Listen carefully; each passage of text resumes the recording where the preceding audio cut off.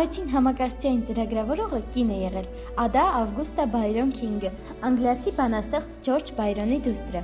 Նա գրել է աշխարհի առաջին ծրագիրը, որը նախատեսված էր վերլուծական մեքենայի համար, եւ թեև նրա գրած ծրագիրն այդպես էլ չի կիրառվել, սակայն նրան է պատկանում համակարգչային գիտության տեսլականը։ Նրա պատվին է անվանվել Ադա ծրագրավորման լեզուն։ Իլերում ասենք, որ պարզվում է այսօր հայաստանյան ՏՏ ոլորտում գործող շուրջ 350 ընկերություններում կին աշխատակիցները մոտավորապես 1/3-ն են կազմում։ Կարծրատիպերը փոխվում են։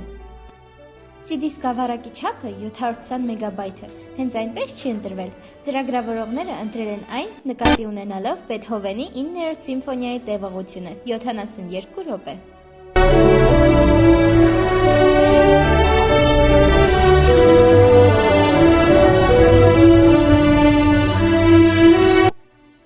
Միայն Ռուսաստանում և նախկին ԽՍՀՄ երկրներում են այս նշանը անվանում շնիկ, որոշ երկրներում այն անվանում են խխունջ կամ կապիկի պոչ, իսկ իրականում այդ նշանը կոչվում է add symbol։ Կիբերոֆոբները մարդիկ են, ովքեր վախենում են համակարգիչներից և նրանց հետ կապված ամեն ինչից։ Պատկերացրեք այդպիսիններն էլ կան։ Առաջին հեռախոսը ստեղծել է Ալեքսանդր Բելը 1876 թվականին։ Allr-հաղորդակցության ոլորտում մեծ ներդրում է ունեցել Ալեքսանդր Պոպովը 20-րդ դարի սկզբում։ Սա հավանաբար գիտեինք։ Իսկ հիմա տա-դա-դա-դամ։ Առաջին բջջային հեռախոսը ստեղծել է Մարտին Կուպերը, Մոտորոլա ընկերությունում աշխատող ինժեները 1973 թվականին։ Այդ հեռախոսը կշռում էր 1 կիլոգրամից ավել և ուներ մոտ 25 սանտիմետր երկարություն։